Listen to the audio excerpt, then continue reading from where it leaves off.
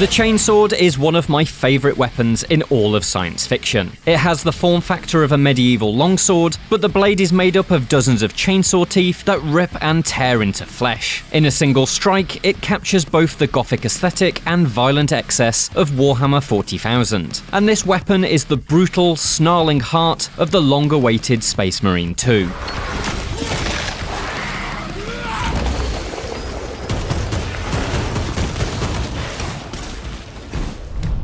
I recently played an hour of the sequel to what many consider to be the best Warhammer 40k action game ever made, and from what I've seen, it appears that new developer Saber Interactive definitely understands what made the 2011 original, created by Relic Entertainment, work so well. Space Marine 2 is a shooter melee hybrid that falls somewhere between Gears of War and Doom, a linear third-person campaign filled with intense, gory monster battles. And like its predecessor, it appears to be unapologetically straightforward in its pursuit of increasingly bloody encounters against overwhelming odds. The mission I played, aptly named Invasion, had me carve a path of corpses through jungle swamps and concrete bunkers during the early stages of an alien attack. The invading Tyranids arrive in swarms, courtesy of Saber's impressive World War Z engine, which can render 1,000 enemies on screen. A tidal wave of raptor-like Hormagaunts, supported by handfuls of imposing warriors, crash against barricades and buildings. They even clamber over each other to form writhing towers that scale sheer walls. While at range your guns will easily tear these crowds apart, there's simply not enough ammunition in the galaxy to hose them all down before they break through your line of fire. That's where Space Marine 2 switches into melee mode, and the satisfying strikes of its chainsword come into play.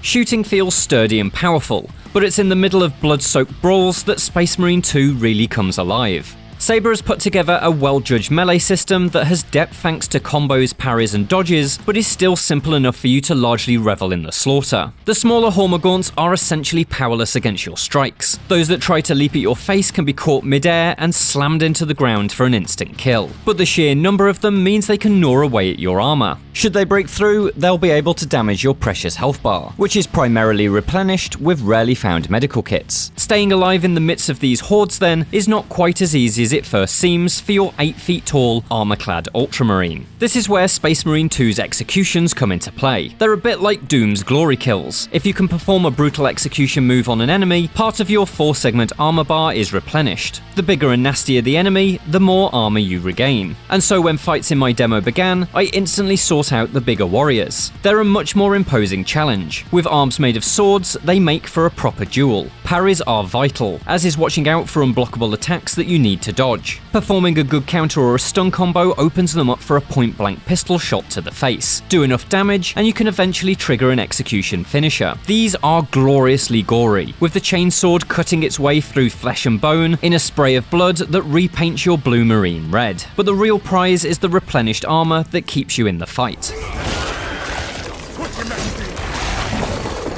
And so appears the flow of Space Marine 2. With so few medic packs in the demo mission, I desperately needed to keep my armor topped up. In the latter half of my hands-on, I had just a smidge of health left, and so my survival completely hinged on my ability to keep those executions coming. It altered how I approached each encounter. I'd thin out a crowd with bursts of gunfire and grenades, but ensure plenty of targets remained alive so I could charge into melee and perform those executions. It made the entire second half of the mission a tense battle for survival. My Ultramarine's life quite literally depended on tearing the guts out of disgusting Tyranids.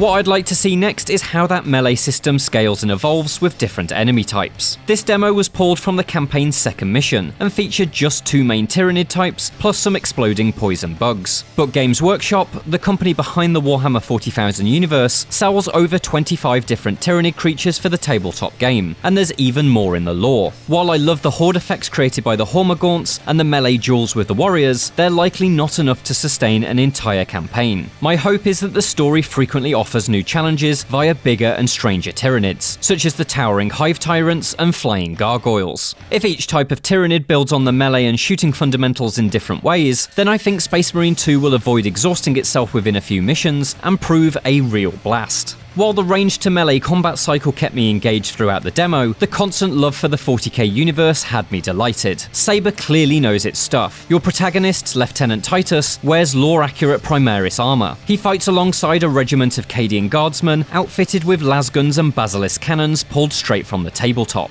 The Tyranids are a hive mind, and so killing the more senior warriors stuns surrounding enemies as their synaptic connections are severed. And across just one mission, I used almost every type of modern bolt gun, from the basic rifle to the tactical carbine and the turret-like heavy bolter. Each has a different firing pattern and effective range, which made them distinct despite each using the same explosive ammunition. For more devastating results, I had to play around with a melter gun, which evaporated dozens of Tyranids in a single trigger pull. It made me excited to see how many other wild weapons from the setting are included in the full campaign. Fingers crossed for a Neo-Volkite pistol. We must focus on taking down the hive. Best of all, every weapon I picked up was a good, old-fashioned shooter gun. No stats, no mods, no power levels. You pick them up, pull the trigger, and the alien splatters across the ground. This is definitely a modern iteration of Space Marine thanks to the melee combat, but in this mission at least, the uncomplicated spirit of late 2000s campaigns is loud and clear.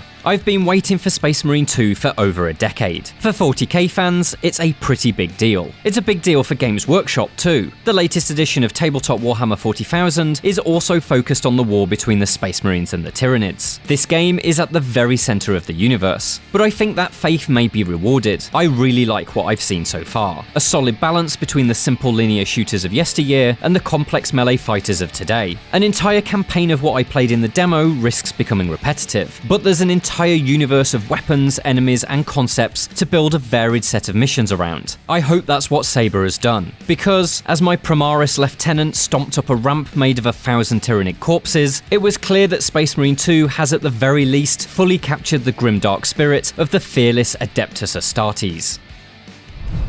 For more from Space Marine 2, check out the latest trailer, and for everything else from Gamescom 2023, stick with IGN.